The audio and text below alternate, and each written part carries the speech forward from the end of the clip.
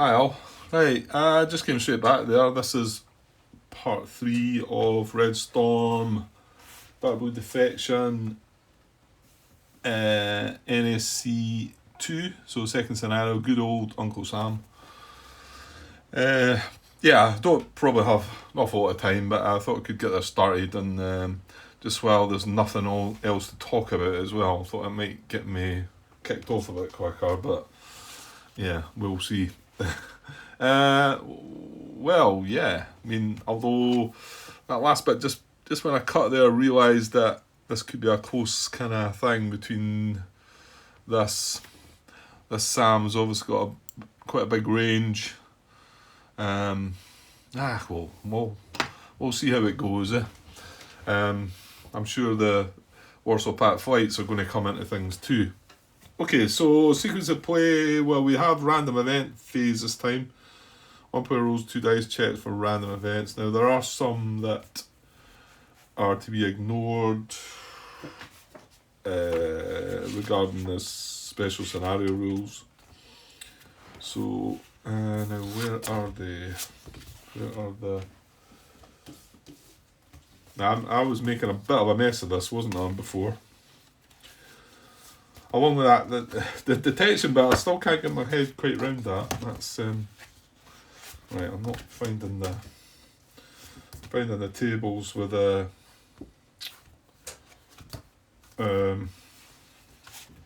events. Right, there's the events there. But as I'm not, I'll be on playlist 5, surely, can I? Ah, yeah, there they are. Right, okay. And there's some we get to ignore. Right, well, I'll roll 2 dice and see what we get to start with. Right, rolled a 9. That seems to be the number that I seem to recall being not good, and it's the one. That's it, command confusion. So, aye. Well, however, this is just initiate. It's right. It says roll 1d10 again. A 1 to 6 is Warsaw Pact. 7 to 10 is NATO. Right, I'm going to do this because we still roll on this, and this is a bit I think I was getting wrong. So, and then for that side, flights may not initiate area combats this turn. So, yeah, we're too far away for that anyway. So, let's roll a dice. We've rolled a 5. So that means, well, it's Warsaw Pact, actually. So it's Warsaw Pact, but if we look at the bot random event instructions for command confusion, it says this event only applies to the human player side. Ignore any result that affects the bot side. So I was basically saying that I think I've done it in the last game where I ignored the fact and I just gave it to NATO and they weren't allowed. But that's not the case. You still roll the dice. We found it's Warsaw Pact. We ignore it, and that's that. It's not that it says it's not that it tells us that it affects NATO. It doesn't. So I don't think it would have mattered there anyway. Right. So no. And what are the ones we were to ignore? This. Because I know John Brown had mentioned that he felt it was a pretty punishing event if you got it at the wrong time, and he kind of felt that it maybe should have been one that was ignored in the solo game. But I know Howard had commented on one of my videos saying that, well, he blamed these. Doug somebody was it? I think he deals. It was whether he was involved in the development, design, or whatever. I think he was passing the blame on to him, but saying that it was staying in, because it can be pretty brutal if you're in the last last part of the scenario and you can't initiate your combat and it's essential for you to win. But I suppose that's what events can do. What were the ones we were ignore the following random events: number 5, number 11, number 14, and number 15. It's possibly the same ones that we will ignore. No, actually it's not, actually. 5, 6 it was. Anyway, we weren't to ignore that. It didn't come up with anything, so we'll just move on. Right, jamming phase. Right, we know now that we don't need to look at this. The only jamming we're going to have is when they either come to acquire or launch SAMs. I think we've got, and it's basically just my guess is it's just a modifier. So none of that. Right, detection phase. So roll to detect undetected flights. Okay, so let's do that first. Right, where are we now? We're lost again. There we are. So I'm going to roll for NATO first.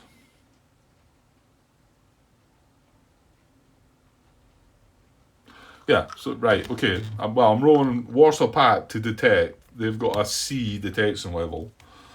So we roll, and nothing's at deck, so there's no modifiers to this. So, sorry, right. Who's not detected? Vegas and Cobra. Let's roll on Vegas then. 11. I think that's a miss. It's just a miss. 12. They need 12 to detect, so I'm quite glad he stayed undetected. And then Cobra only rolled a 6. So none of our guys detected. Over to them. Let's go for these guys up top first. They just became undetected in the track phase. So we're on a D. Again, there's no modifier, so we need a 13 or greater. So let's do flight A. Rolled 11, so that's not. And flight B. That's 15. So we get flight B detected. And then we've got, well, D is already detected. So flight C, again, no modifiers. And rolled 18. Yeah, so good results for us there. Okay, so that's, that's a normal detection. John's reminded me that we can't do radar searches with generic flights anyway. Who have we still got left in? Just a flight, innit? It's going to be too far away, innit? Well, is it? It's 25 hexes for the F-15, isn't it? Right. Wait, I'll count it out. Some of you probably know that that's nowhere near it, or maybe it is. Well, I don't know if some of you would have known, but it's 25 hexes bang on.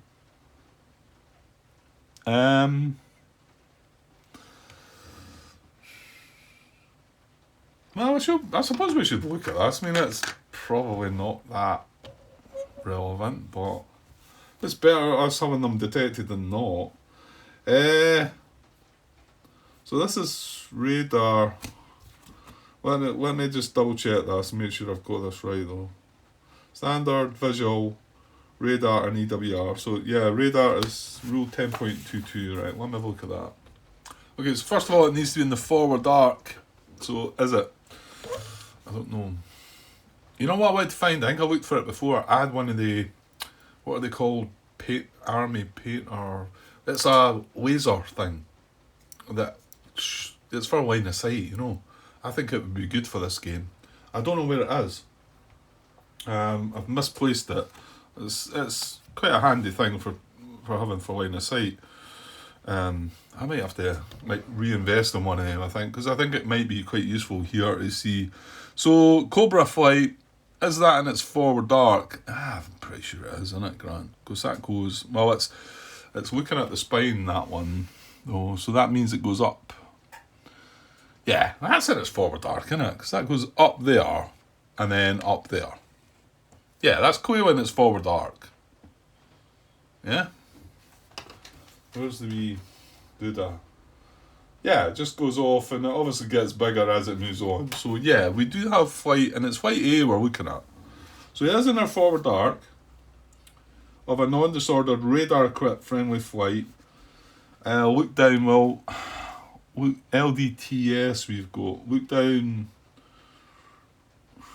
Yeah, LD means that there's no restrictions, and the TS is the track well scan, which means we can do it twice, doesn't it? Choose an eligible flight to make the search attempt, roll in the appropriate radar search column, and apply the radar search modifiers. Make only one search per enemy flight. A flight with track well scan with an undetected enemy flight in its forward arc in the detection phase may make a second radar attempt if the first fails. Yeah, okay, so we can actually make 2 attempts on this. So our Cobra flight is going to make a radar, because it's 25 hexes, and that's what's got on its radar. It's got 25.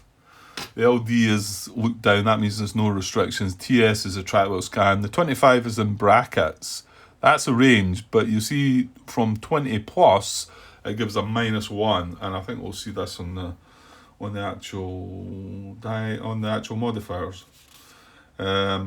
So aircraft radar searches range to target, see ADC radar entry. Yeah, so we're getting a -1 for the range.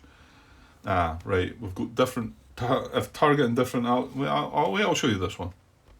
So this is just like once you've done the normal detection there, you know, you've got some modifiers for normal, you've got the visual IRST, and then you've got the radar searches. That's the one we're doing. So the -X is if we are, on our aircraft data chart, which is a wee card. It tells us we're getting a -1 if it's above 20 hexes, which it is. It's bang on 25. Maybe I should double check that. Yeah, I get a bang on 25 hexes, so it will give us a -1 for that. Targeting different altitude band. Well, we're at high, and he is at medium. Oh, we've left her. I've left all my. Some of you probably noticed that. Left all my altitudes behind here, so because I don't put them on top of them, it kind of covers them up. So they're all at medium. I think I've left this one as well. Right, no biggie. Right, so they're at medium, and the Cobra flight is at high. So there is a difference in altitude. So that's another -1. So we've got a -2. Target a deck, no, he's at medium. Target a deck and rough, no. Searching flight and beam arc of target. Searching flight, which is me, am I in the beam arc of the target? I think I am. I'm gonna. I'll open it up there and let you look, because he's pointing up that. Oops, he's pointing up that way. So my guess is, just try to look at this. He's facing the thing. That's it there. I'm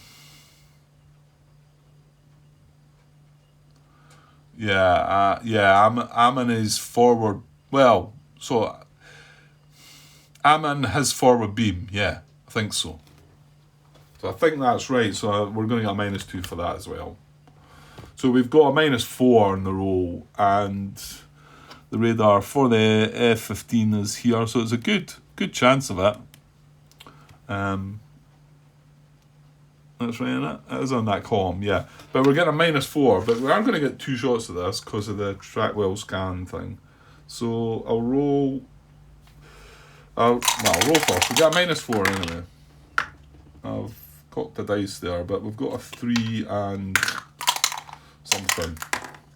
7, 10. So I've got 10 -4, so 6. So that's a no effect. That's nothing. So try it once again because we've got the track well scan. I've actually done the same again with the dice.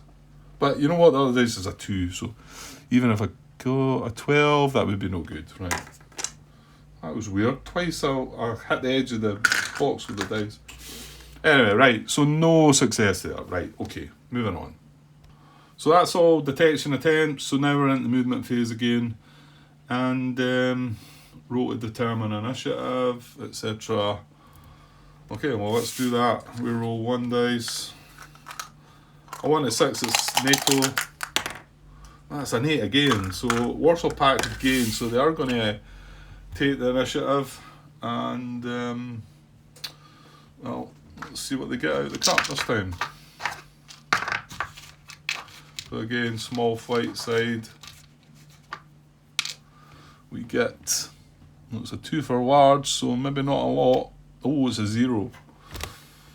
Right, so they're not getting to go first. Well, they were getting to go first. Oh, I had a feeling you know what, I was going to look about for one. I'm going to have to redraw that because that was left out of the cup from the last turn. I was just thinking that, just before I drew it, I thought, have I put them all back in the cup? And I thought, yeah, you have. There you go, you've not. Right, what do we get this time instead? Right, we got a small 2 then. That was probably the one I just chucked back in the cup, but I didn't mix them about there. Just random things happen there. Okay, so 2 of their flights are going to activate first.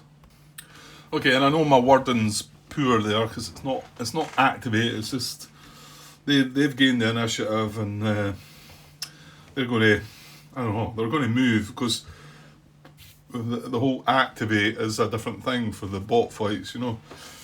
Anyway, I think you know what I meant.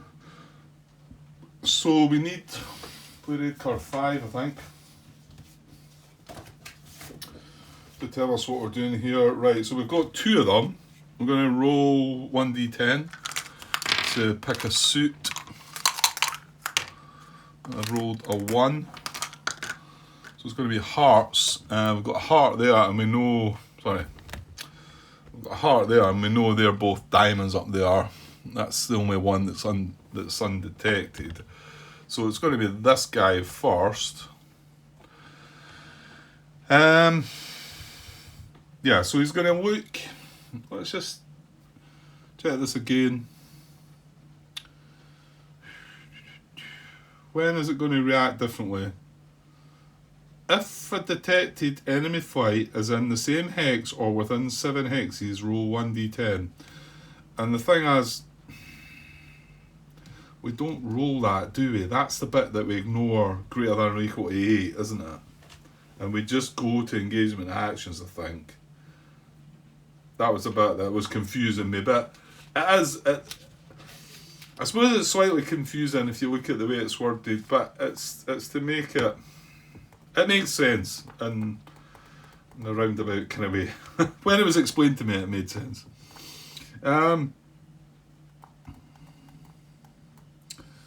Yeah, if no detected enemy flight in same hex or within 7 hexes, go to non-combat actions, but we don't do that because we're following the special scenario rules. Yeah, let me just see if I'm seeing that clearer now. Yeah, when activating bot flights follow rules. Yeah, if detected enemy flight in same hex or within 7 hexes, go to engagement actions. See, I still feel at step 3 it says generic bot flights ignore greater than or equal to 8, no engagement attempt, go to non-combat actions on play red card 5. So if they're ignoring that, all they're going to do is engage on all they're going to do is once we get within 7, they're going to go to engagement actions, and if there's no detected enemy flight within 7, they would look at non-combat actions, but they don't even do that because they just follow the flight plan within 1 hex using movement profile for MiG-21 SPS and combat throttle. Right? Yeah, it's simple if you just look at once. You know, I think you need to get within 7 hexes, and that's as simple as it is, I think. So, and as you can see, there's nothing. Even after the movement here, we're not going to get within 7. So we're at medium altitude. So he's going to carry on moving. The SPS. What did we say? Ah, damn. It's the fish bed. It's the same movement as the last time. I think it was movement 4, wasn't it? MiG-21 at combat throttle. Using movement profile. Yeah, because they're not laden, are they? Well, they can actually carry bombs. They do have laden speeds, yeah. But they're not carrying any of that. They are clean. So we're using medium altitude, combat throttle, and it's a 4. There. That's what we're using for them. So 4 movement points, because again, we still don't know which one's which, and this might be a dummy even. So 4 movement, so staying at the same altitude. 1, 2, now,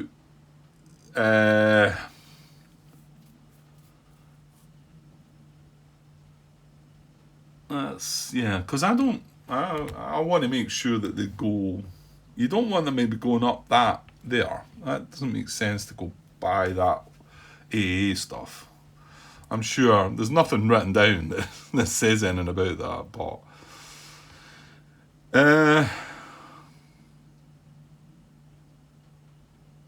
right, I think what I'll do is I'll do a free turn there. So that's 2 spent. 3. Now once I hit there, I'm within 1. I've got 1 movement point left, but we were using the random bot flight altitude.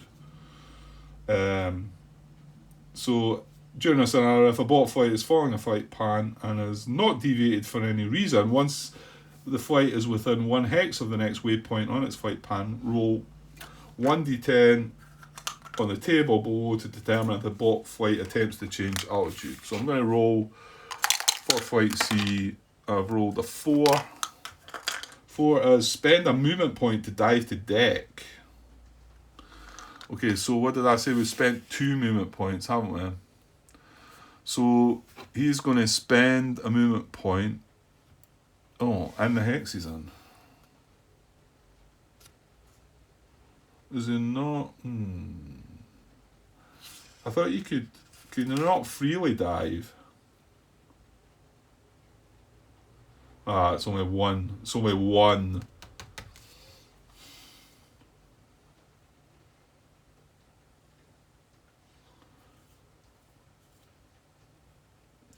Yeah, okay.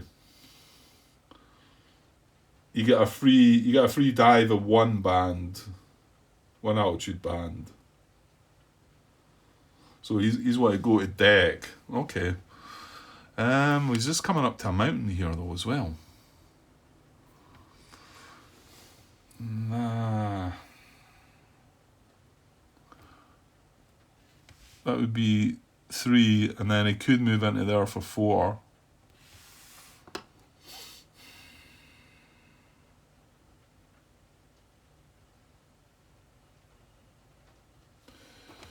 Right, let me have a look at this. Right, yeah, I was just trying to find out. I couldn't remember about mountain terrain, but yeah, I found it now. 6.34, page 10, mountain terrain. Flights already at deck altitude may not enter mountain hexes, exception flights with terrain following radar and helicopters. Well, they don't have terrain following radar. The F-16 of ours does. However, their flights don't. However, I'm not sure how we'd be able to differentiate between that at the moment anyway, because the fact that they're generic flights, so maybe I wouldn't be able to consider that. If already at deck altitude and forced to enter a mountain hex as a consequence of scatter, treat it like the edge of the map. So it does mean that we're going to have to climb again, which kind of makes a bit... But I mean, that's what the roll came up, and it is meant to be some kind of random. Not sure what I should do there, really. I spent 2 movement points. I'm going to spend 1 more movement point to drop to deck, which is what that wanted to do. We take that away. I've got 1 movement point left.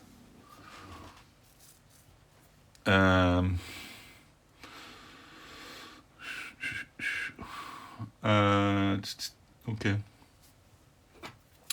Well, I'm going to move into here and probably do a 30-degree turn. So I'm still at deck level.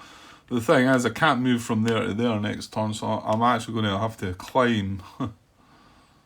I'll leave that on top of there.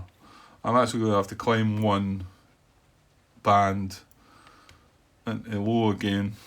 I'm just assuming I've just got to do it that way. It kind of makes it a bit silly to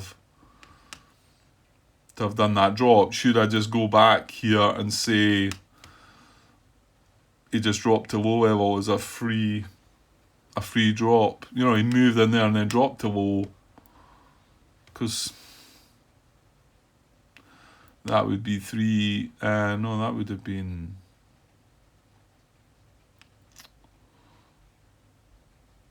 Yeah, what did I do? I spent. See, that's the thing. Once you move on, Grant, you can't go back because you. Damn. Right. Well, he was there.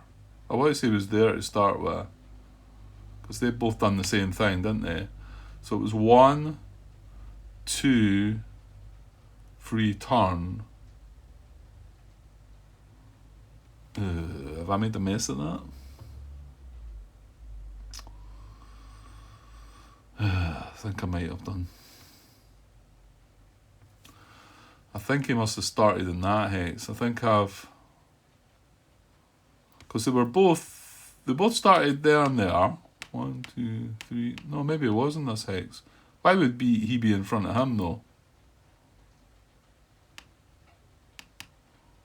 Why is that? Why has he only moved 1, 2, 3 hexes then? Oh, right, give me a sec. Where did they start? Yeah, they started here and oh no, sorry, my bad. I'm looking at the wrong bit. The orbit point. They started here and here. So, yeah, his first move would have been 1, 2, 3, 4. Yeah, so it was here.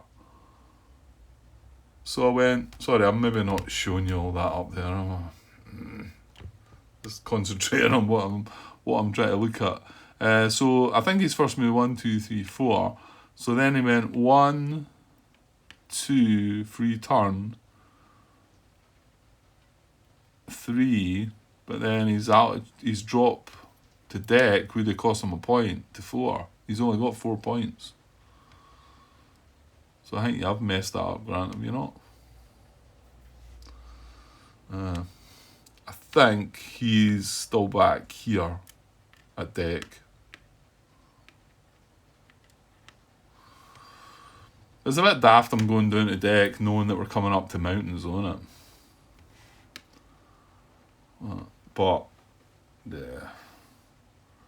Well, to be honest, in some ways, he's actually out of...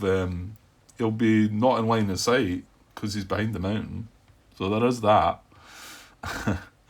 Yeah, I think he should be there. 1, 2, 3, 4. 1, 2... free turn, 3... and then a point to drop to deck. I think that's where he is. I'll maybe get a chance to look it back and possibly adjust it. If I get the chance, yeah. Yeah, I think that must be the case. That must be where we're at. So. Right, so we had initiative of 2, so we've got one more. And we've got a spade and we've got 2 diamonds. So basically we're rolling between the 2. So I'm going to say spade's odd. We've rolled odd, so it is the spade.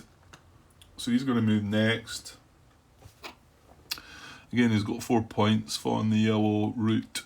1, 2,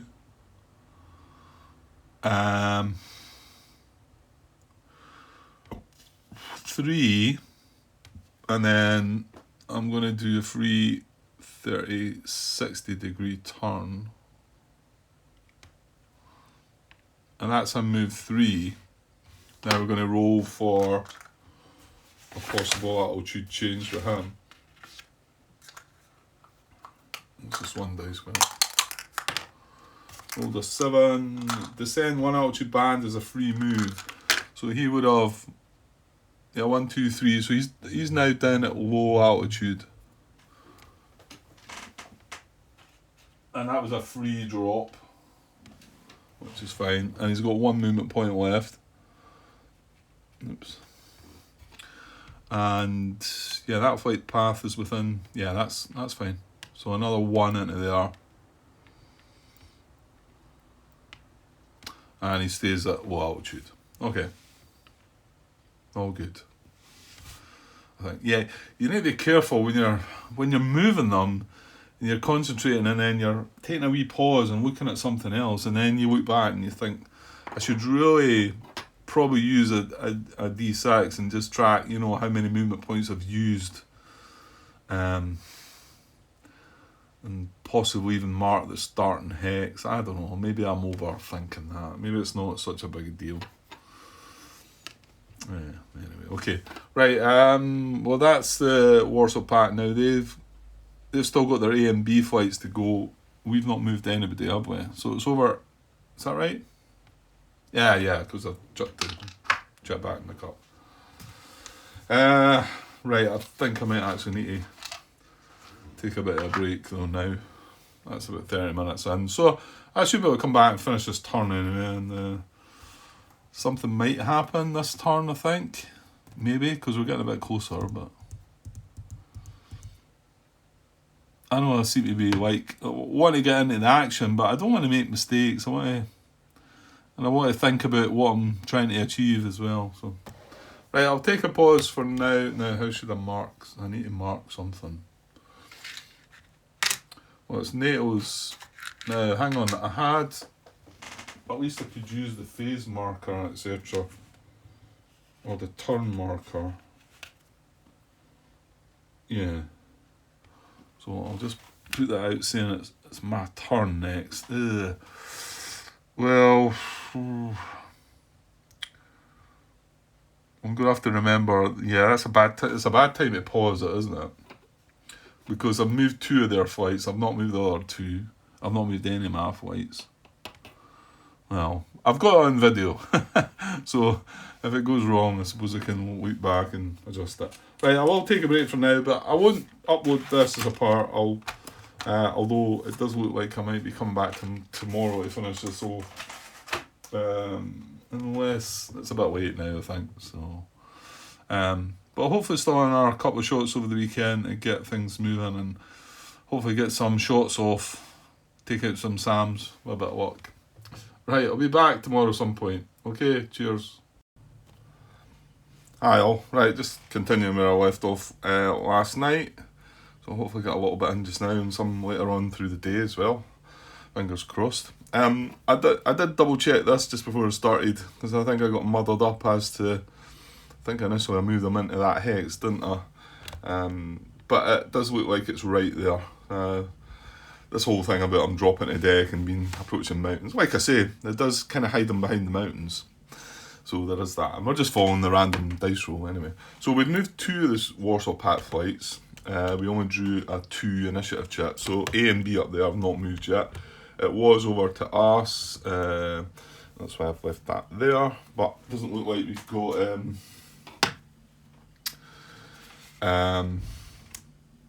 a chip drawn yet. So let's do that now. We've got 3 flights. So let's see what we get. Again on the small side. It's going to be a 1, sadly. So we've got 1 flight to move. Okay, so Vegas is at medium altitude, and if he, right, what is Vegas again? Vegas is the Weasel. Yes. So medium altitude, yeah, it wouldn't matter if he's. Yeah, it would need to be high to get an extra movement point. I don't think we're going to do that. I think we're just going to leave him at medium. We put our Cobra flight up to high, because we figure we would. Now maybe we should move him now then, because we could dash him at 8 hexes. So 1, 2, 3, 4, 5, 6, 7. You know, he could get right to here. And that's going 1, 2, 3, 4. Well, hang on, no, we're not firing at them, Grant. It's the area you're looking for. Yeah, so they're kind of still out of range, isn't it? I think the most we've got is a range of 9. That's probably the closest flight here. So 1, 2, 3, 4, 5, 6, 7, 8. Oh, actually, maybe 1, 2, 3, 4, 5, 6, 7, 8, 9. He's 1 short. I'm saying 9. That's not right, is it? I don't think I can fire that far. Oh no, I think it is, isn't it? It'll tell you the weapons on the thing, right? Yeah. For the BVR combat, beyond visual range, the AIM-7F, we've got an AIM-7F and an AIM... Well, actually, hang on. It depends what one we've brought along. I need to really look at the chart, don't I? Cobra. He's got AIM-9Ms and AIM-9Ms will have a max range of 2. But the AIM-7M does have a range of 9. I think I just counted it and it was just one short. So 1, 2, 3, 4, 5, 6, 7, 8. I said, and then I would be 1, 2, 3, 4, 5, 6, 7, 8, 9. Well, now I'm getting 2 away, so I must have miscalculated. So it doesn't look like I can reach that anyway. So, well, maybe I should do the other thing then, because I think this can do something regarding the SA13. Can't it? So Vegas, Wild Weasel. And we're talking about using, it's not the EOGM, it's a Shrike that we need to look at. Where do we get the information for that again? There's not a bit that tells us about the actual weapons. On the data chart, does it tell us? It does. It does, Grant, it does. It only tells you air-to-air weapons. Right.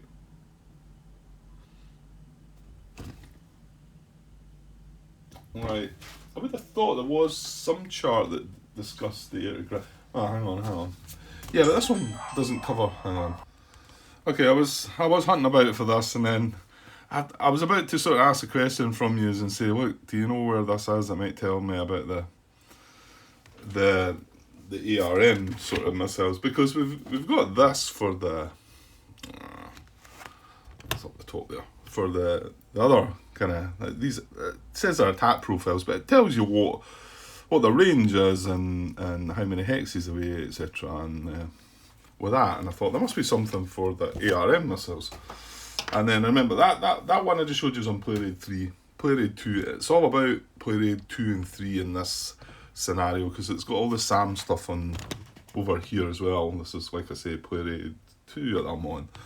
And it's got the ARM stuff down here. I guess you would maybe have thought it might have been beside the other stuff. But however, it is here. That's the important part. So that tells you how you go about it. Morale check and sequence. And this is kind of what I was looking for the range. Now we've got Shrike missiles, and we're at medium altitude. So we do have a range of 6 with us. And then what we do is announce an arm launch, including the number of shots, but not arm type or target. Yeah, so we don't need to actually make... Well, thing is, it's going to be obvious. Now, how does the AI deal with that then if there's a choice of 2? Right, there must be some rules for that. It's just that we don't announce... What I'm meaning by that is, we don't announce which is our target. Say you've got a SAM... Well, let's say we came in from there and we were within range of this SA13 and this SA13. We don't announce which one we're going to target. So how does the AI deal with that then? There must be a rule. There must be something that tells it what to do. Yeah, just looking about for this. Just came across this though while I was looking. And general bot flight behaviour. This on Play Raid 5. I just noticed there, bot flights always climb to avoid mountains. So yeah, clearly you're going to... That one that's sitting behind the mountains at deck is going to climb.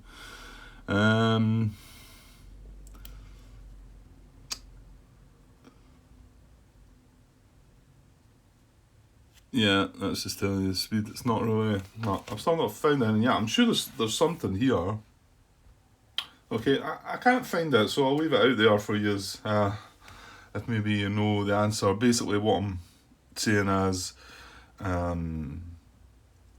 obviously the enemy player may shut down raiders voluntarily, so if there was a possible 2 or 3 different SAMs that were within range, how would the AI decide if it's shut down. I'm sure there's I'm sure there's something there that guides you there, but I can't find it even in the main rules. So rules, I'm not seeing it, but I'm pretty sure it is there. So if anybody knows, but I don't think it's not going to come into effect here, because we're only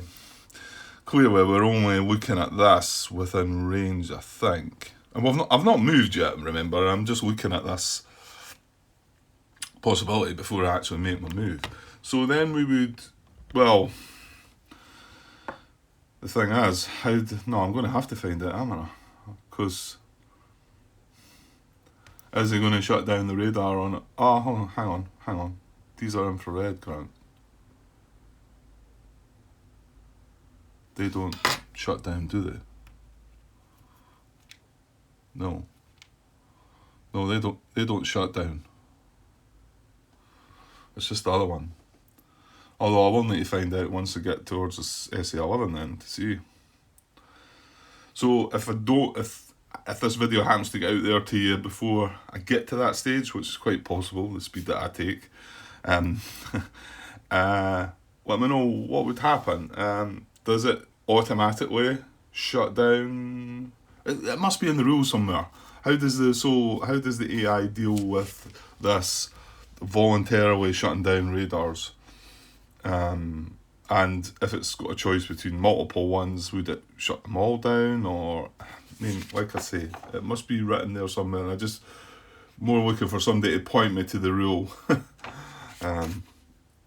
Maybe I'll come across it. I'll look for it. So these don't shut down. Right, hang on. I'm going to look more into this again. And don't get me wrong, I have read it. I read it recently. I read through it all, but it's just there's all that much to keep in. It's not easy.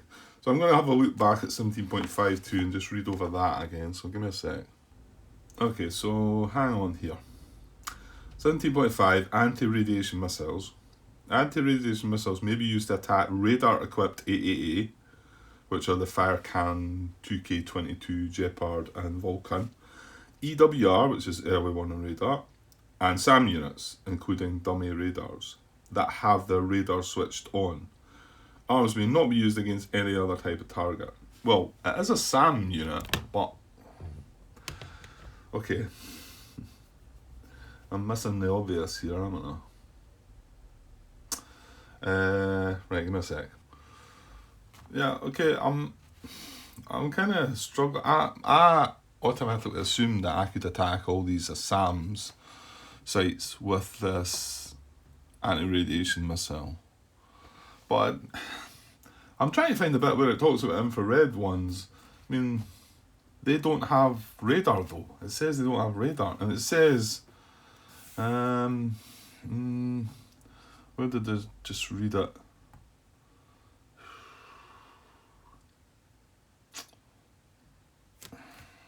Right, hang on to find it. Right, so the definition of an infrared homing SAM, an IR homing SAM, so on page 28, 15.44, infrared homing SAM units are normal SAMs with the following exceptions. Infrared SAMs do not have SAM radars. And then it references rule 15.2, where it says, talking about SAM radars,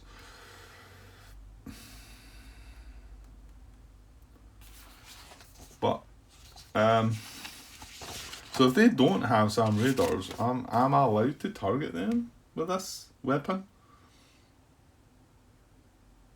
They do not have SAM radars.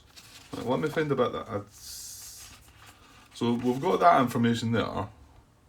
And then in 17.5 on page 32, anti-radiation missiles. Anti-radiation missiles may be used to attack radar-equipped AAA, EWR and SAM units that have their radars switched on. So they don't have SAM radars, but I mean, are they classed as having radar switched on? I think this is more looking like I can't use them on that. I'm sure you're watching this and know the answer. Now, let me see. There was still another bit that I read. Hang on. Yeah, there it's there. This is 17. This is on page 33, 17.53, and it's the rule is radar shutdowns. It says arms may only be launched at targets that have their radars switched on, and then there's an exception of a preemptive arm launches, which doesn't really reference the infrared side of things either. There's nothing that really is clearing this up for me, apart from the fact that what I've just read tells me that I don't think I can fire on these. I wonder if I can find anything more about that. Give me a second. Okay, I've been away asking a question on BGG, so feels like a rather foolish question, but it won't be the first foolish question I've asked. So, it tends to. I've left 3 sort of rules references in there that suggest that no, you can't target an infrared SAM with a arm attack, but I just kind of assumed that you could at first because it was a SAM. So yeah, I'm happy enough to have the question out there just to get the confirmation that I need. So I'm pretty sure somebody will come in reasonably quickly, hopefully. I do have to probably take a break, get the dogs out for a walk. While I was looking, however, I came across somebody asking a question about would the bot shut down its EWR, its early warning radar, this optional, how does it word it? Voluntarily, yeah. And it was confirmed back, it was answered that no, the bot keeps all its radars on. In fact, I think he had that in his question. His question noted that the bot will attempt to keep all its radars on, but it wasn't. His question was about EWR, and that's not. My question was really about just the SAM radars. So I thought, right, it must be here somewhere, and indeed it is. It's in their arm launch. Arm launch. It says if detected, enemy flight fires arm. Oh, if detected, is that a condition that if they were undetected, are they not allowed to try and keep their? Ooh, that's a point. Anyway, it says it there. If it's in a detected enemy flight, it fires an arm. All SAMs attempt to keep radar on, so they would attempt to keep their radars on. So there's the answer to that one. So you don't need to go telling me that one. I think I was asking the question there, wasn't it? So yeah, kind of stuck here. So I think I'm just going to take that pause just now. I'm only 15 minutes in here. This will be attached onto the 30 minutes I done last night. But I'll hopefully still get right through this turn before I put it out as a part. But I'm as well going taking dogs out there now and giving a bit of time to get the answer to that question back. Now, if it is the case that I can't target them, then I'm going to have to rethink things. Well, I'm still going to have to go in with this, but we're going to have to try and take it out with the what do you call it, EOGMs. But the range of that is I need to be in close at 2 hexes away. So, and obviously that's going to be within range of the SAM as well. Which kind of makes some sense. It should only be fair that if I can shoot them, well, I don't know, aircraft maybe. Well, I don't know, this technology these days, surely they should have the same sort of range capabilities. I dare say, depending on the type of units involved, some might be better than others, like. Or there would just be one type, wouldn't there? Okay. Right, I'll just take a pause just now and I will get the dogs out and hopefully come back, have that answer and carry on. So I'll be back shortly, okay? Cheers. Hi all. Right, back again to finish this part off. This is still part 2, isn't it? Yeah. So I'll see if I can get this finished off. I did get 3 replies to my question. The first couple basically saying that they didn't think that arms can attack infrared SAMs, so our Shrike missiles. And then one reply also, who's must be following my video, Major Disaster. I want to say maybe you're a Mike, Major Disaster. I might have that wrong, or a Michael. I'm not sure. I didn't see any name anyway. But yeah, he commented on my video that he'd been enjoying it, and he also commented on the question, saying that in this scenario, so he's clearly, obviously, been watching along. In this scenario, the Shrikes can only target the SE11, and it's only the EOGMs that'll be able to target the SE13s. So yeah, so I'm glad I spotted that, because I would have been away launching this Shrike at this SE13, I think. But it seems clear when you read it in the rules, it does seem to say that, you know, it needs to have a radar on and whatever, and infrareds. Yeah, I'm not sure how all that works, to be honest. You know, I think I just initially thought that they could target SAMs, but there's only two. I believe there's only two infrared SAMs in the game. My guess is this one, the SA-13 for the Warsaw Pact, and looking down that list, we've got the Chaparral. MIM-72E/F Chaparral, which I think that must be a NATO weapon. It might not be, but I get the feeling it is. I think all the Warsaw Pact ones are SE, aren't they? It start with the S. Okay, so we're going to take that we can't do that then. Okay, it's fair enough. So what's your plan now then, Grant? So we're going to get closer to this SE-13. Yeah, and basically we're needing our EOGMs. And like I've already said, we need to get within 2 hexes to fire at it, and it can fire at us within 2 hexes. It does, however, still need to acquire us. So that's maybe changed my plan, because I went up to medium altitude, didn't I? Thinking that I was able to do this, so I'll need to look at things again to see. The reason I went up to medium, because the Shrike has a range of 6 at medium and only has a range of 3 at deck and low altitude. Right. What is right? Hang on. Now looking at the EOGM situation. IP is 3 hexes from the target, and then they attack from either 1 or 2 hexes from the target. Medium or lower altitude. So medium's okay still. Not allowed if line of sight through cloud layer, mist or haze. Okay. Yeah, attacks are not permitted from high altitude. Yeah, okay, and then the modifiers are... Yeah, just having a look at these modifiers just in case that being at medium's not a good idea. Haze mist, there you go. We got -2 for an EOGM attack from medium.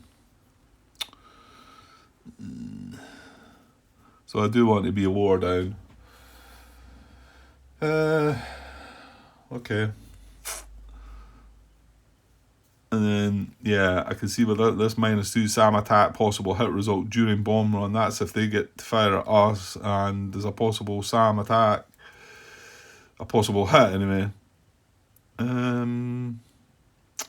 EOGM attack on target profile A. No, I don't think they are they? SA-13s. That's on the previous page. On the previous chart, sorry. SA-13 is a profile B. So that one doesn't come into it. Attack at night, I'm not doing that. It's not a Warsaw Pact attack. Good contrast conditions. Yeah, I wondered about that one. Also, one of the videos I watched recently, the guy wasn't sure. But it is regarding weather. We just look at that weather table down there.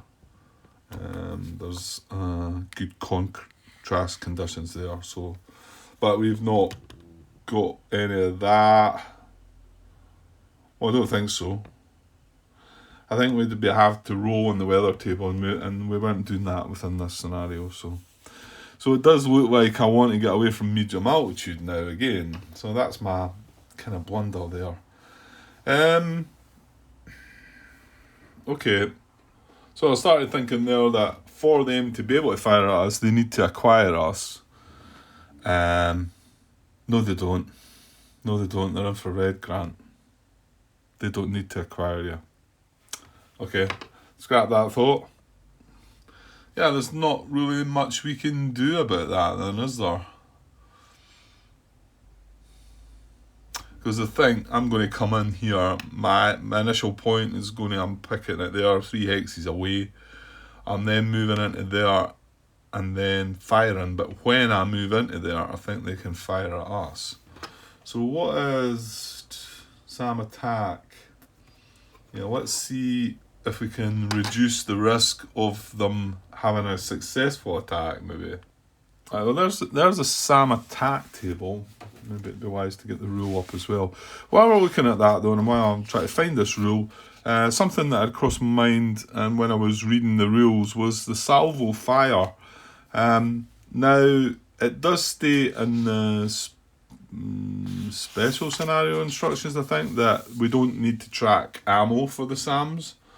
Because they're kind of small kind of scenarios anyway. However, I didn't read anywhere that it said that it would or would not use salvo fire, which means it fires 2 shots instead of 1. I guess if you're not going to be tracking ammo, my guess is it probably doesn't use a salvo fire. I can't see anything. Again, it's another one I'm putting out there if anybody knows if they would use this or not, because that does give them a +2 modifier on the attack. What is it? What did I say? 1532. Resolving SAM attacks, right? But it's really just a chart. I just want to see what situation I could get myself in. Well, altitude modifier.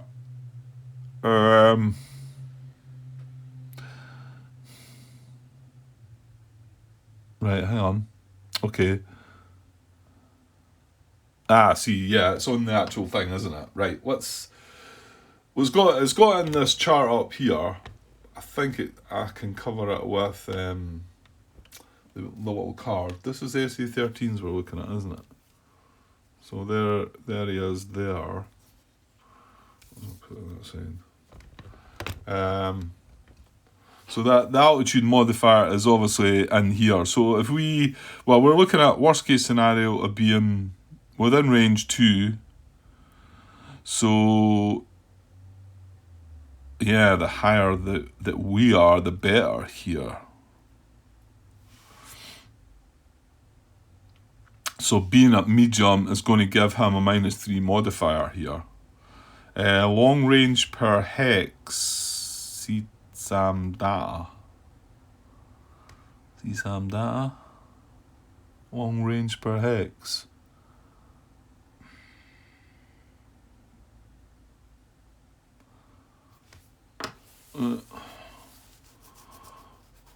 I'm not sure what that means. Hang on. Okay, I found it on this chart. This is a SAM data table, yeah. So SAM data, there's a long range in there.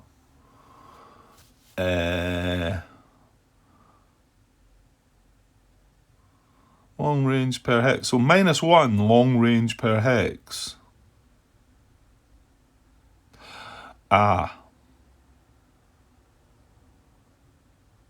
So is it a -1 per hex then? It's not affecting our one. The SC13 has got a long range of 2. It's not really effective here, but you can see there's a lot of them that look at the SC11 for instance, which is what we're going to look at. So it's got an 8 to 10 as its long range.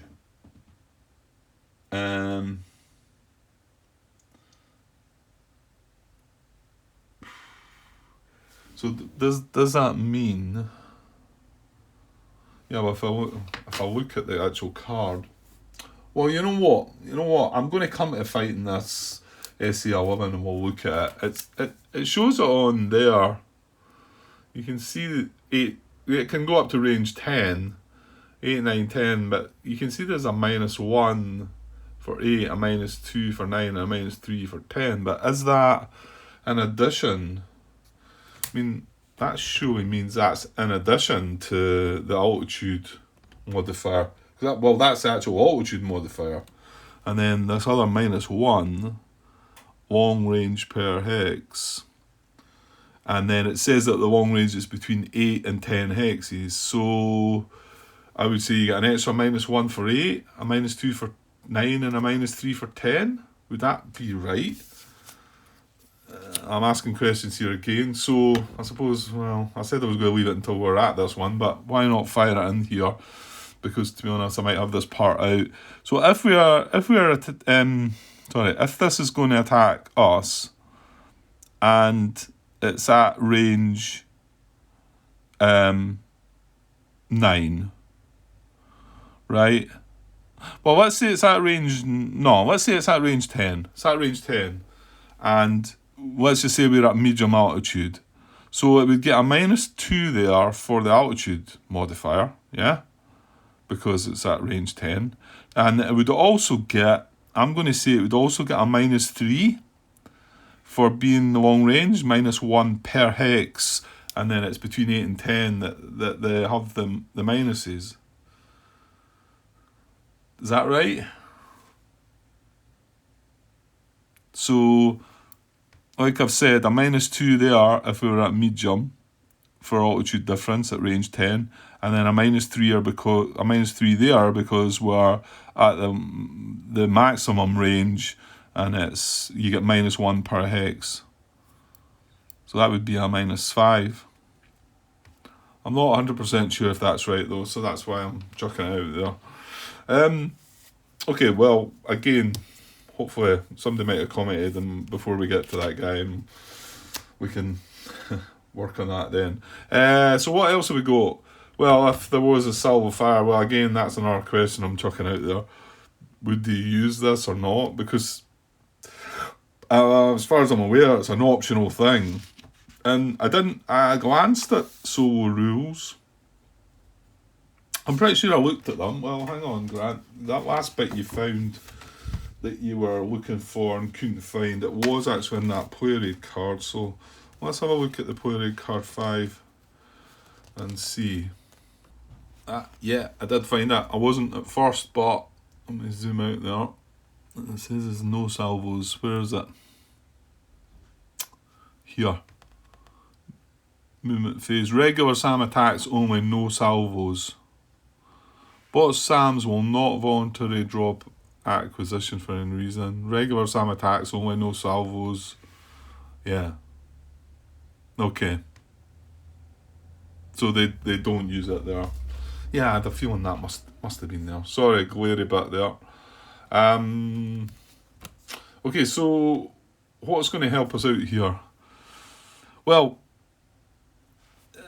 yeah, I've already said, and being at medium is beneficial for they not hitting us. However, it's detrimental for us to hit them, isn't it? Where was it? Was it another? No, it's not. Put card 3. It's 2 and 3 we're looking through here. Yeah, because I would get a minus. Where are we? EOGM. Yeah, I would get a -2 from attacking from medium, but I would give them a -3. So how about just going to low? If we go to low, that gives them a -1. So that would help us. They're not going to have that long range. So they're only going to have a -1. Now hang on. Infrared SAM attack from forward hemisphere. Not applicable at range 0.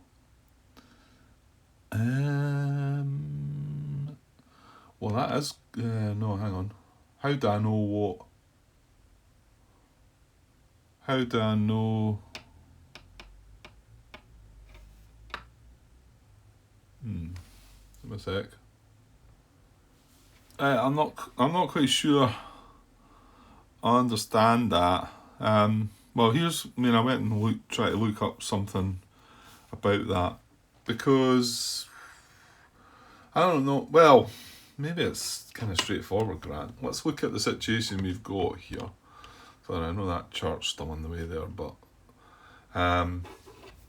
so this is guy, he's going to come down towards this, and I'm saying what way is this facing? But if this fires at us that way, then that is in our forward hemisphere, isn't it? Our forward hemisphere is everything out this way, isn't it? So if the infrared SAM attack is from forward hemisphere,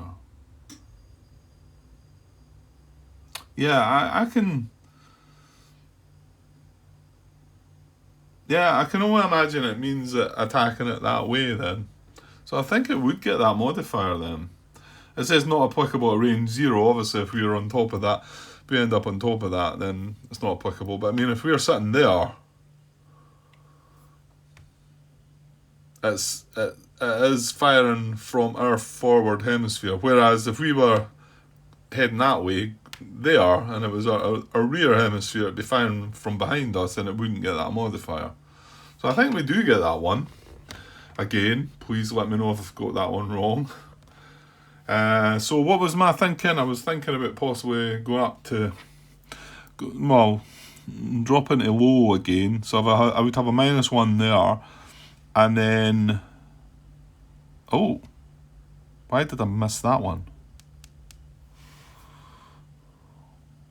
I think I obviously just read partial acquisition and didn't read the rest of it. It's partial acquisition or infrared SAM attack, which is what we are doing here.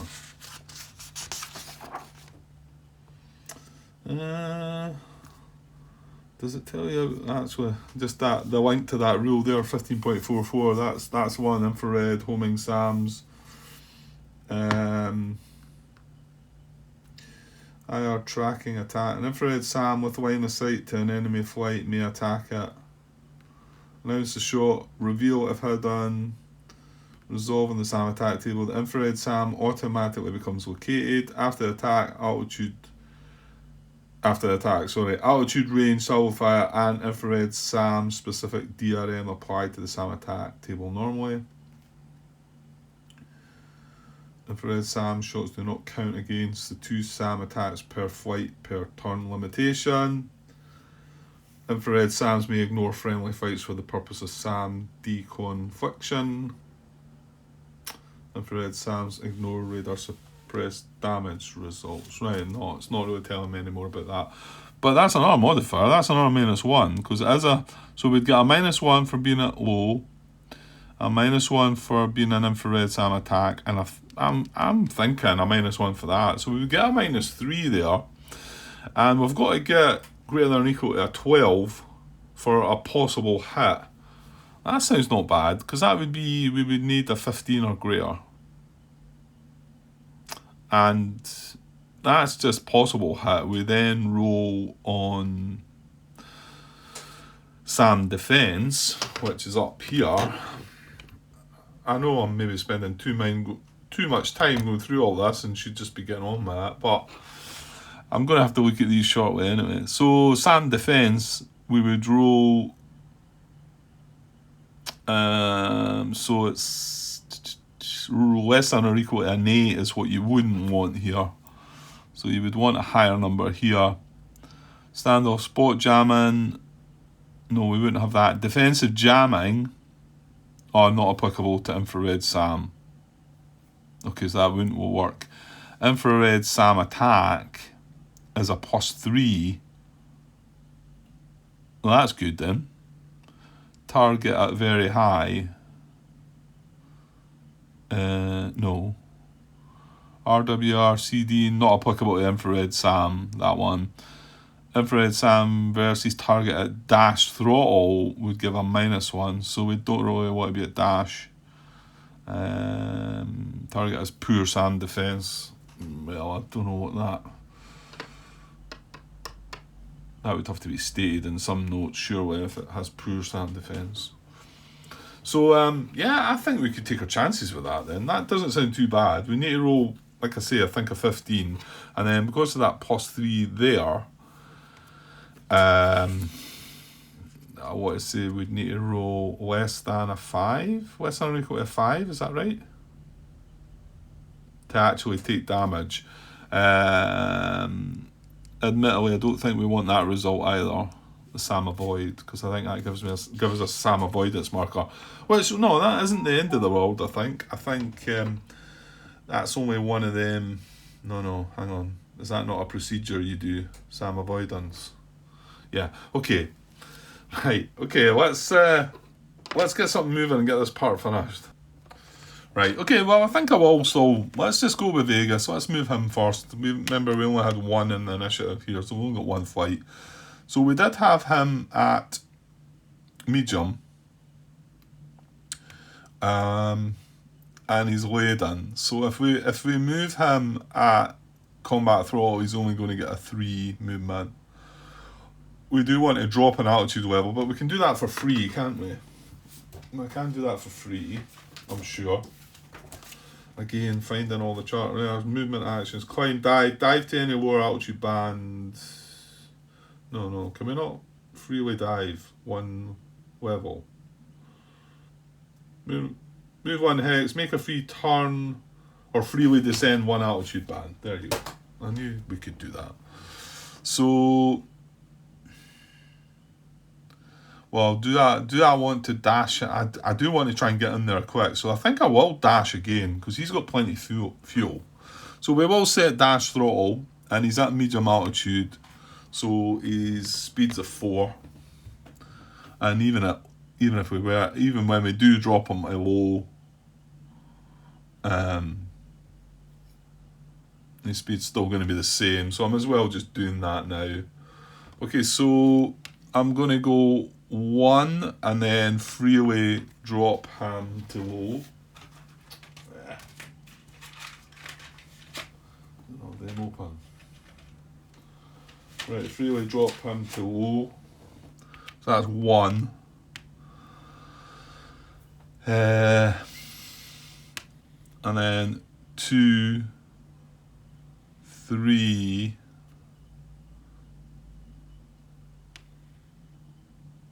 Yeah, I think we'll just go 4, and that's us in that. We're in rough terrain, aren't we? 2, 3, 4, and then, well, there's the SA-13. So we're now, well, we don't want to be a dash throttle, so next would be 1, 2, 3. Yeah, we're not going to be able to do a next turn unless we stay at dash. We could if we stayed at dash throttle, but we've got a negative modifier there, haven't we? That's not a good thing to do, I don't think. Right. Okay. And remember, this guy's he's not identified yet. Sorry, not identified. What's detected? He's undetected. So, So I'm sure it needs to be detected before they can fire us. Maybe not, but we'll find out. Right, that was my initiative done. So we've still got 2 flights to move. They've still got 2 flights to move. Right, I'm going to try and push on with this and get this finished, and then I'm going to take a break, and I'm going to come back, and hopefully we're going to get some things done. Right, next chit draw for the Soviets is a small 3, so that's going to deal their 2 flights. I'm just going to chuck that back in the cup because I forgot about it that last time. So they've got their 2 flights up here to move.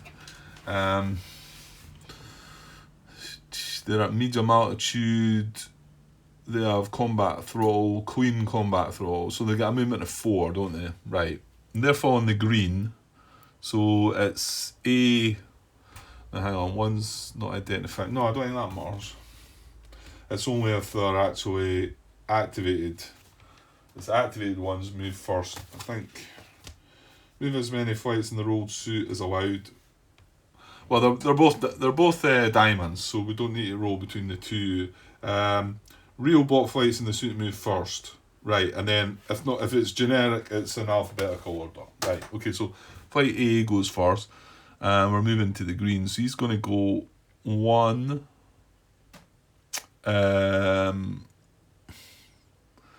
2, free turn of 60 degrees. Right, but when he moves into that hex, he's adjacent, so we're going to do the... Right, so he spent 2 movement points just now. Yeah, I'm really going to have to come up with some solution to... He's got 2 movement points left. Because I'm going to forget things here. And we want to roll on that altitude, random altitude table. So we roll one dice. He's at medium altitude just now. Rolled a 7. Descend 1 altitude band is a free move. Okay, so he was at medium, he's now dropping to low, and he's still got 2 movement points left.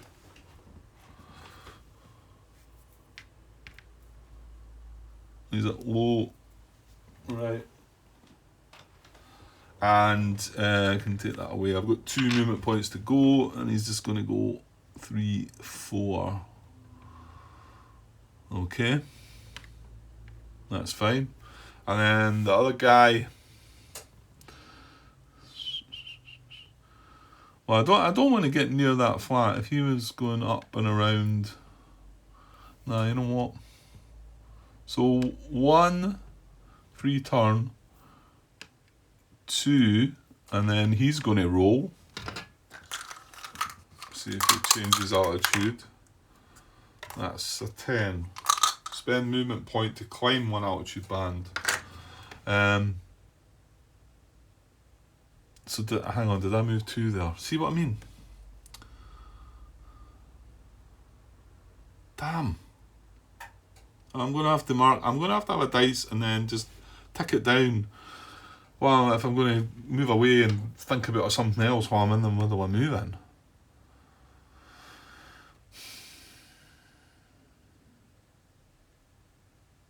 I think I went 1 free turn 2, didn't I? Yeah, so I think I've spent 2. So he's going to spend a movement point to climb to high. Oh, that's not good. So that's him spent 3, and then his final move is going to go in there.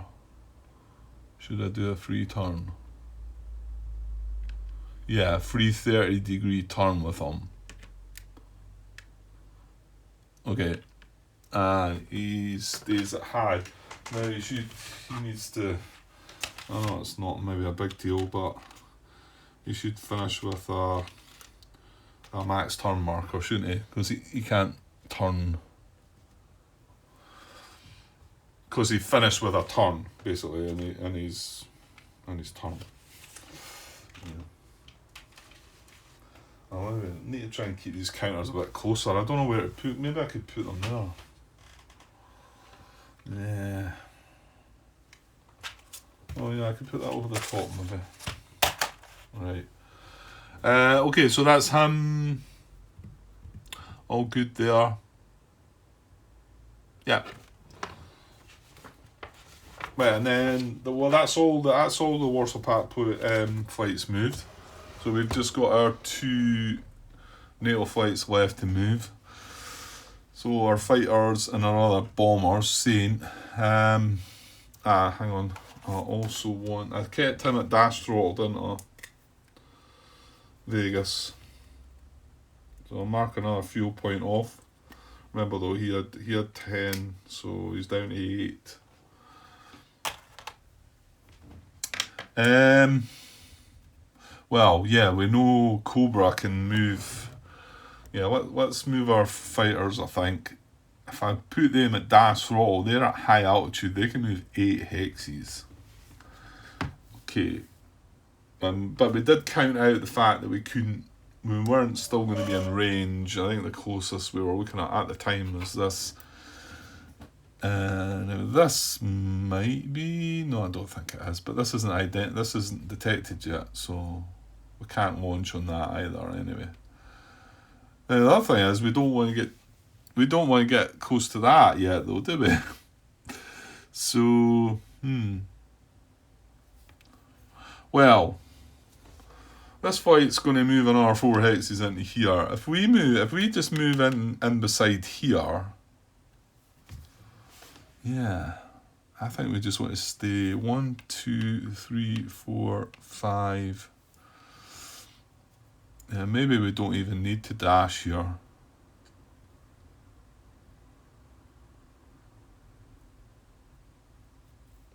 I don't think so. So I'll just set at combat throttle here, and we'll move 1, 2, 3.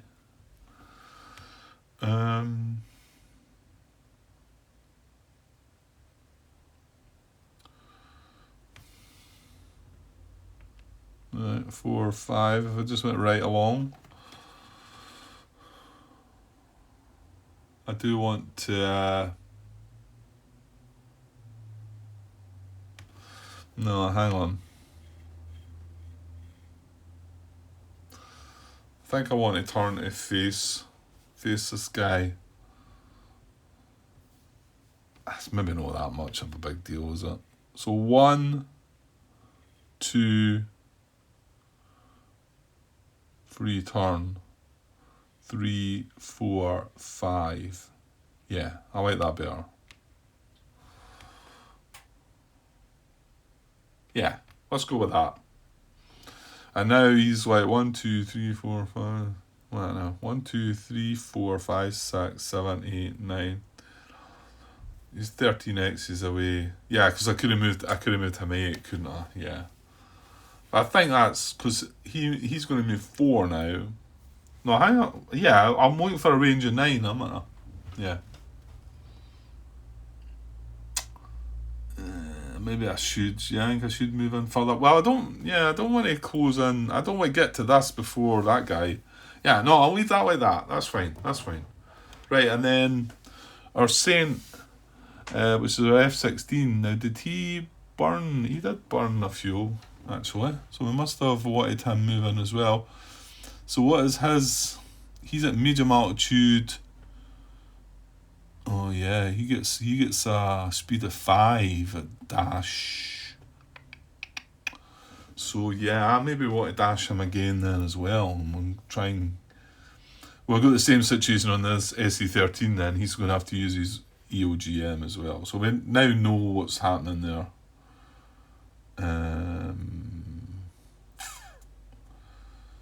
You're going to have to watch. Yeah, hang on. Is that not going to be in range now? It's got a range of 14 to acquire. 1, 2, 3, 4, 5, 6, 7, 8, 9, 10, 11, 12. Oh, 13.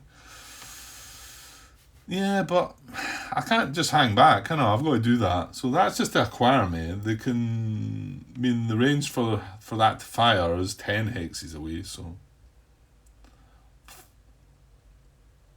And the best range we can get to fire at it was, what was it, 9 hexes with the toss bomb thing, the toss profile, I think, whatever it is.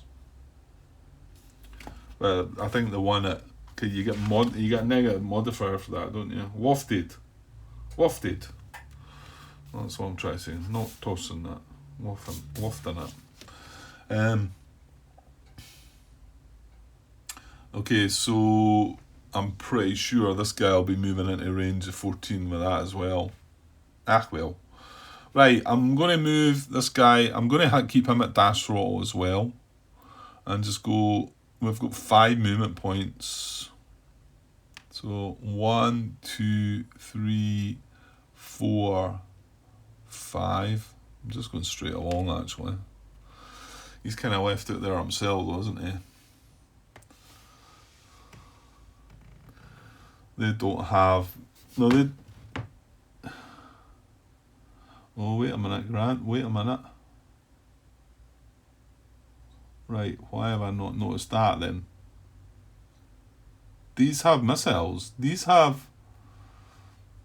Like, Cobra doesn't have any bombs, obviously. And it has AIM-7Ms and AIM-9Ms. AIM-7Ms have got a range of 9. However, I've not really noticed that Saint, which is F-16, has an AIM-9M. So, okay, beyond visual range of 2 at the most. But the Vegas flight has an AIM-7F, which has got a range of 9. And it doesn't have a gun. Okay. Yeah, radar homing missile, AIM-7F. So it can actually conduct beyond visual range. 1, 2, 3, 4, 5, 6, 7, 8. Okay. Right, that's interesting then. I should have probably been paying attention to that. Okay, so that's Saint moved as well. That's F-16 moved. Now he used combat throttle. He used dash throttle as well, didn't he? The F-16. Yeah.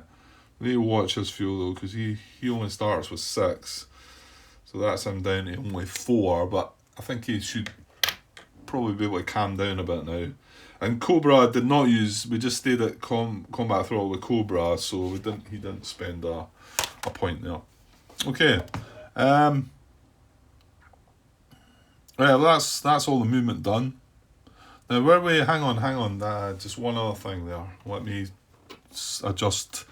Yeah, I don't think I want to be at medium altitude, do I? Because again, that was a situation we were thinking we were using these Shrikes.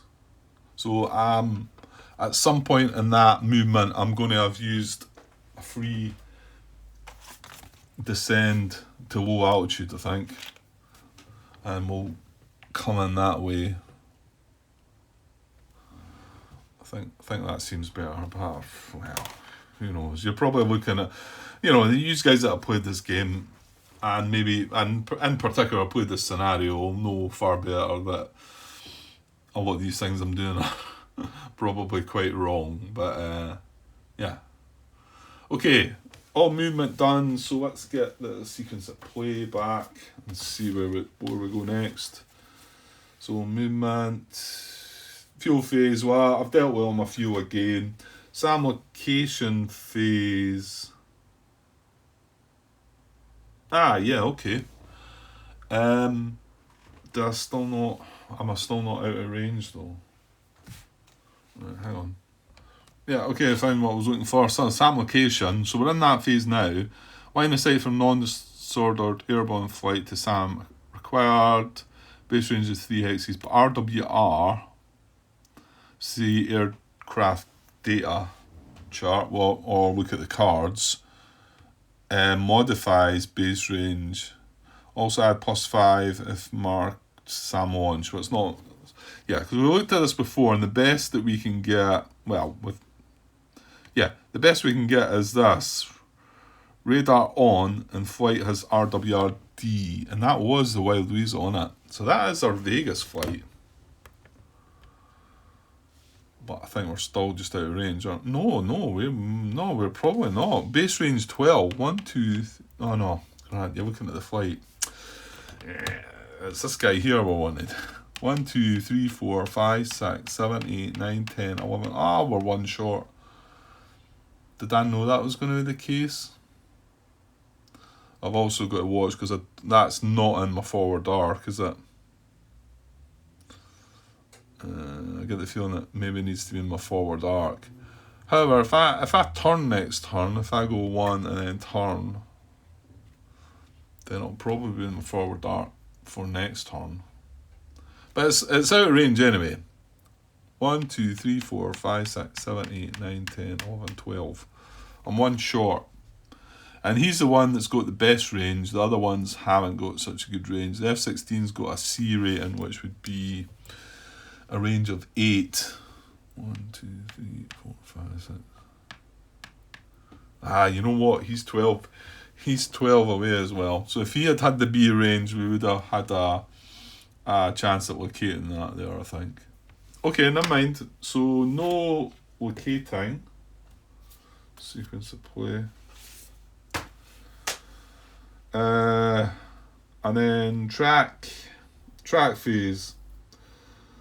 All detected NATO flights at deck. All flights at deck. I don't think Yeah, no, hang on, we do have some at deck. All NATO flights at deck and rough terrain. All flights at deck and in adjacent to mountain terrain. Well, I think the only flight we've got at deck is down here actually, and he's in rough. He's not in or adjacent to mountain terrain. This guy's in mountain terrain, but he's at low. I don't think that cuts anything, does it?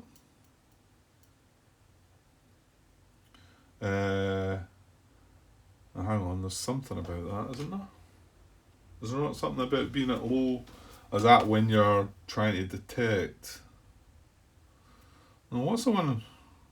Oh, it's if we roll the bracketed one, yeah. If it's at low on its side of the front. That's what I'm thinking about. Right, so we're going to roll to see if anything becomes undetected. Because there's nothing that's going to automatically undetect. No. We're both rolling on track table to determine which are detected enemy flights, if any, become undetected. Right. So as a NATO player, we're going to roll on the D column, isn't it? It's our detection level, and we're rolling against them. That's right, and that. Hopefully, I've got that right. You don't need to look that up again, surely, Grant.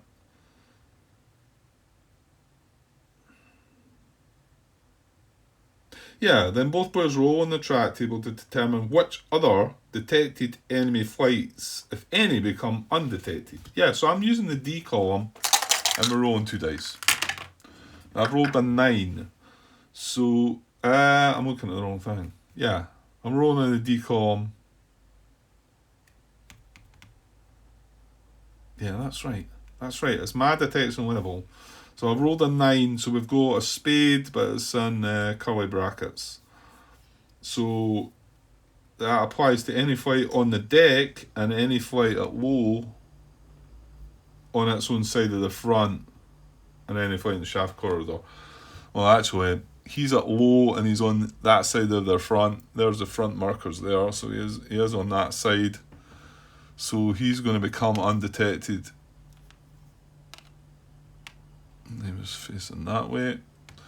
The other guy up there is at low anyway. He's undetected anyway. Oh, hang on, was that a spade? Yeah, it needed to be a spade, didn't it? Yeah, so we've only got the one spade.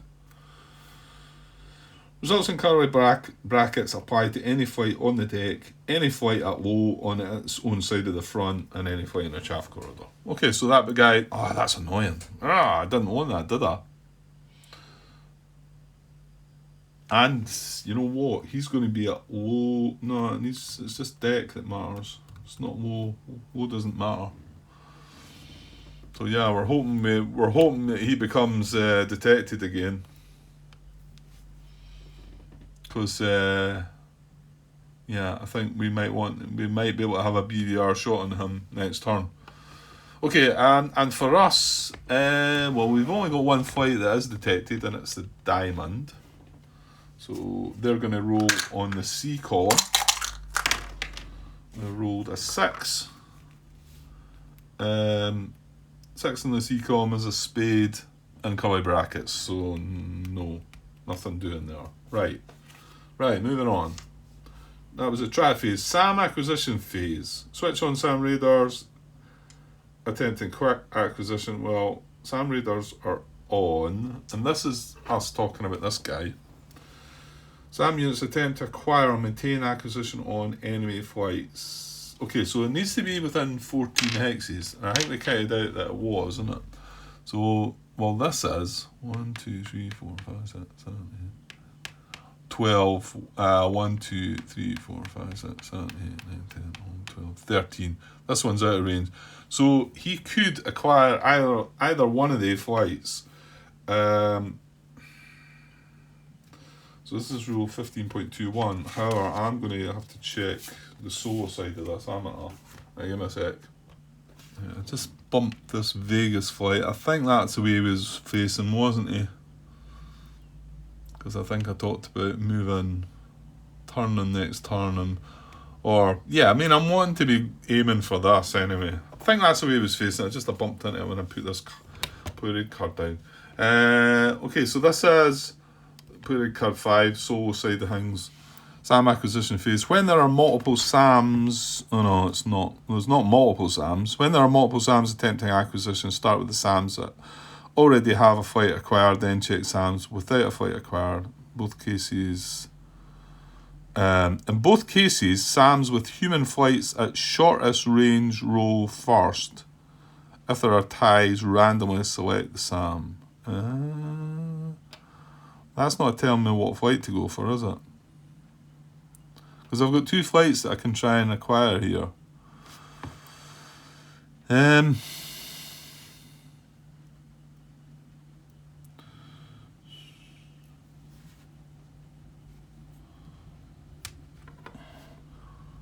When there are multiple SAMs, right, no.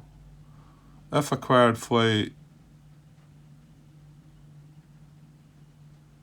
If acquired flight... Right, it's this one next, isn't it? It's no flight acquired, isn't it? No flight acquired. Both these flights aren't acquired. Attempt to acquire the nearest detected enemy flight in acquisition range without acquisition marker. Nearest detected flight in range with 1 acquisition marker. Nearest undetected flight in range without acquisition marker. Right. So it's wanting the nearest detected flight first.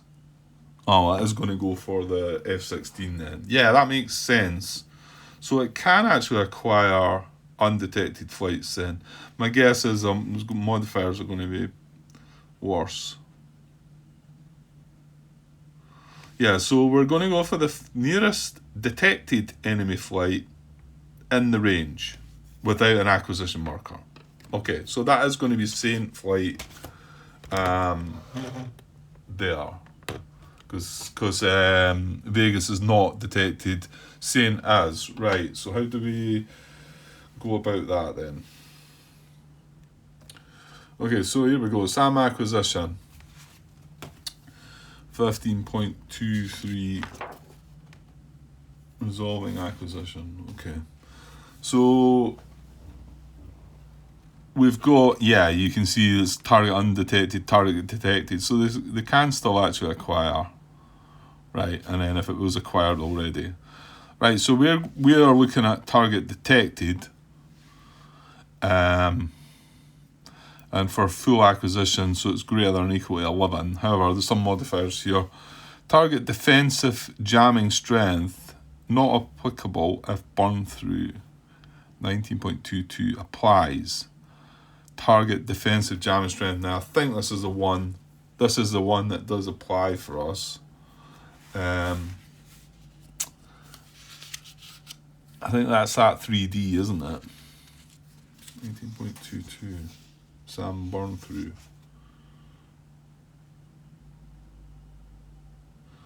Yeah, it's not a noise jammer we've got though, it's the other one.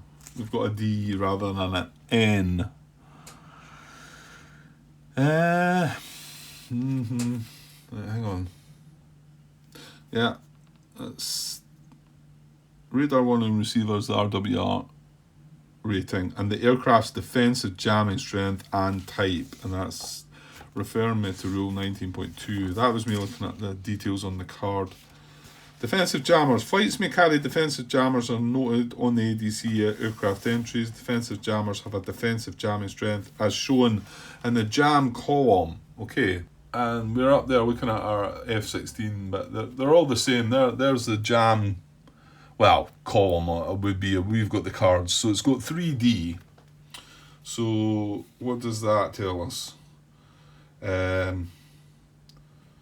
Defensive jammers have a defensive jamming strength as shown in the jam column. The jamming strength is applied as a modifier to radar-equipped AAA attacks, SAM acquisition, which is what we're doing, and SAM defense against the flight.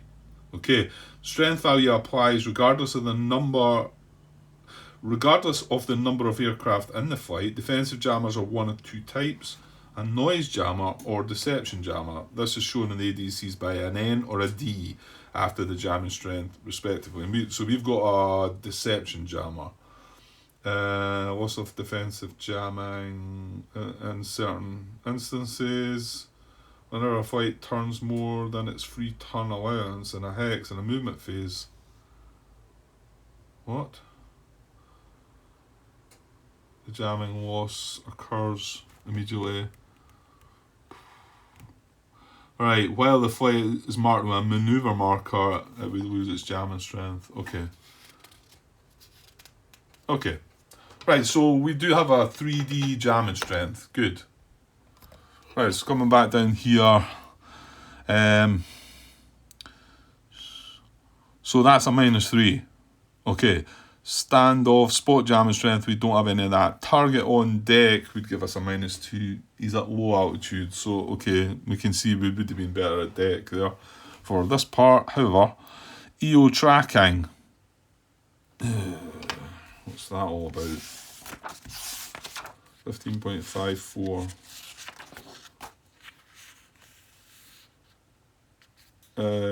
These are advanced rules. Certain SAMs, as designated on the SAM table, may perform electro-optical tracking attacks. Only SAMs with a radar on may attempt. Does it tell us that? Oh, it does. Oh no, it does. Look. Let's go EO track. And that will show us up here as well, won't it? I would guess. EO track, yes. So it does have that. That's going to give a minus though.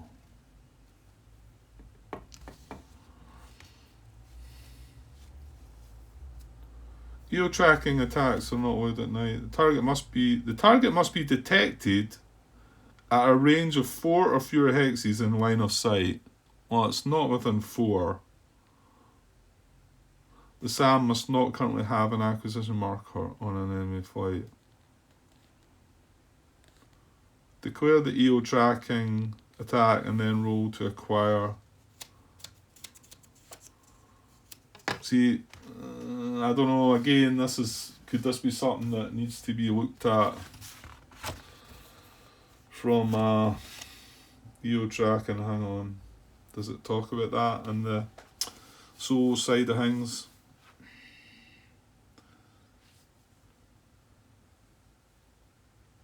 EO tracking, there we go.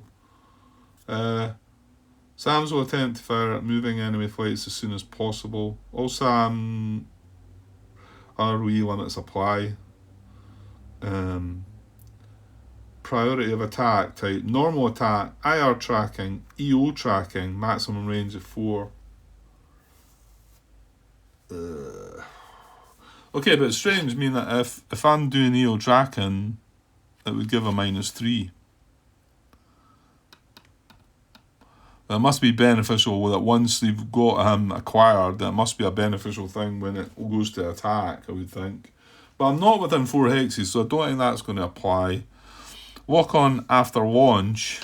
Here we go again. Right, it's got that on it as well. It's got walk on after launch. That's a -5. 15.51. That's another advanced SAM rule. Only SAM units with their radar off may attempt walk on after launch. Well, that's not happening then, is it? Well, it's not happening here because the radar is on. Okay, let's just get by that. Whether there's a case in the future that might apply, I don't know, because again, it lists it in the SOLO rules is, it's got priorities and which ones to attack: normal attack, IR tracking, EO tracking, LOAL, anti-radar. So it must be a case where you can get that. Right, flight conducted anti-radar tactics, we did not. That's a good thing and then a bad thing, I think. But, well, it's good here, obviously, but I think it stops you from doing too many things. I remember looking at that. You can't attack or anything like that. Quick acquisition, detected only, 15.22. Quick acquisition.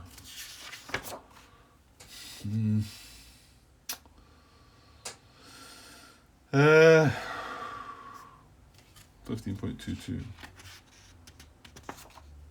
Each SAM unit may only acquire one target at a time. Oh no, that's not it. 15.22 acquisition prerequisites. If the SAM radio is switched off at the start of the SAM acquisition phase, it may try a quick acquisition. So again, it's not switched off, so that's not going to apply. Target and shaft corridor and not applicable to Patriot. That doesn't apply. So we do have a -3, yeah, for our jamming strength. Okay, so let's roll that. Is this 2 dice? Yeah. Let's roll that and give ourselves a -3 and see what we get. I've got 10 -3, so that's 7. So 7 is it's going to get a partial, isn't it? So between 3 and 10, oh yeah, between 3 and 10 he's getting a partial. Yeah. And then next turn we're going to actually be acquired, and it's going to be even easier for him to get a full, isn't it? Yeah. Or do 2 partials make a full? I don't know, maybe, we'll find out. So that was between 3 and 10, target was detected. So it is a partial acquisition, okay. So now we grab this acquisition marker, which matches it's the F that matches that, and not the warning marker, it's actual SAM, so it's the F. Just to remind us that it's that SAM that's got the acquisition. So he is now partially acquired from that. So yeah, something we need to concern ourselves with. Okay, and you can only acquire one flight. So that's that done. Yeah. God, this is like going on too long now. I didn't realise it was going to go this far. That was SAM acquisition. That's that. Admin. Rover, yeah. Just going to remove some markers. Soon climb, we had none of that. Yeah, I think that's everything. Don't think I'm missing. I don't think there's any markers that come off. The only marker we've got on, well, we've got that acquisition marker. We've got a max turn marker, but that needs to stay on until next turn. Right, okay. I'll wrap this one up, and yeah, I should be able to get, well, if you're watching this, you'll have watched part 2 already. Yeah, this is part 3 now, isn't it? Yeah, okay. Right, we're moving a bit. Okay, so I'll get this put together, and part 2 will be up for viewing shortly, and I'll get part 3 up shortly as well. There's no point telling you that after the fact, though, is there? I'm telling you about something that's already going to have happened. Well, unless you've decided to skip part 2 and watch part 3, I suppose. Right, Grant, anyway. Okay, and I'll be back a little later to continue, because I've got a bit more time this evening. And yeah, we're going to get something's going to happen next turn, I think. If not, yeah, it should be next turn, shouldn't it? So that's us. Well, actually, I need to move my dice. So that's us on to turn 3. Remember, we've only got 12 turns here. So we'll start at turn 3, and we'll keep the sequence of play up there. First thing we'll do is another random event. Okay, I'll be back with part 4 shortly. Cheers.